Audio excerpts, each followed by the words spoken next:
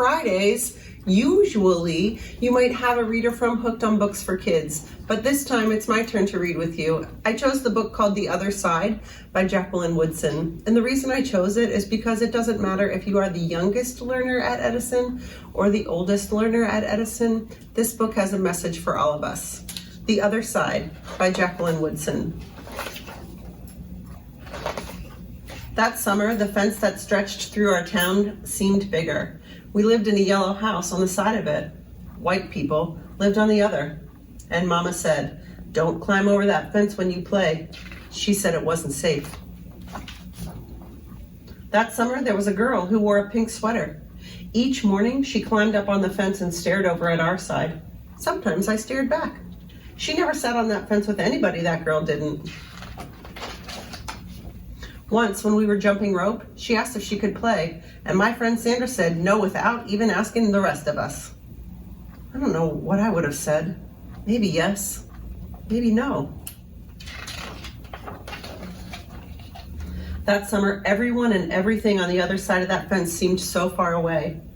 When I asked my mama why, she said, because that's the way things have always been. Sometimes, when me and Mama went into town, I saw that girl with her mama. She looked sad sometimes, that girl did. "Don't stare," my mama said. "It's not polite."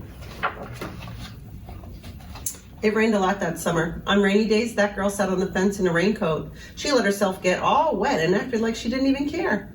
Sometimes I saw her dancing in puddles, splashing and laughing. Mama wouldn't let me go out in the rain. "That's why I bought you rainy day toys," my mama said. "You stay inside here where it's warm and safe and dry." But every time it rained, I looked for that girl, and I always found her somewhere near the fence.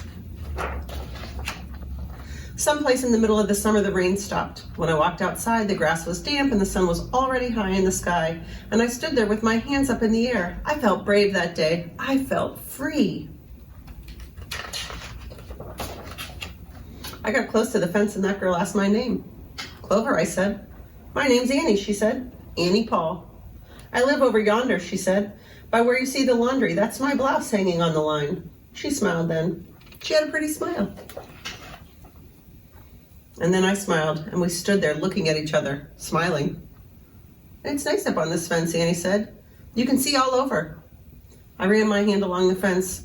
I reached up and touched the top of it. "A fence like this was made for sitting on," Annie said.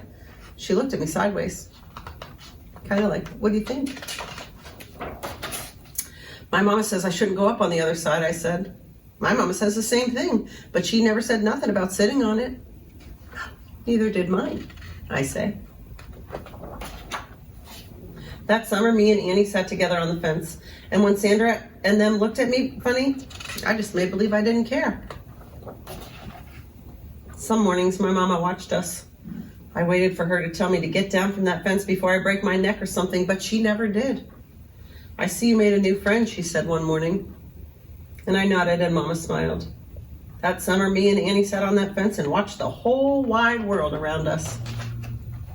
One day, Sandra and them were jumping rope near the fence, and we asked if we could play. "I don't care," Sandra said.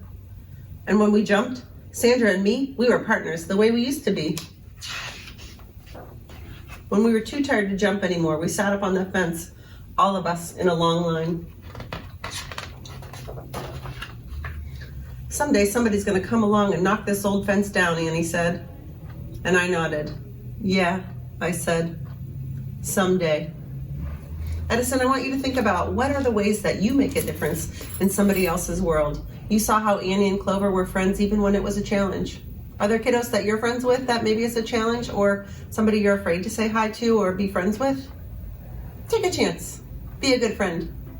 Have a very fun Friday.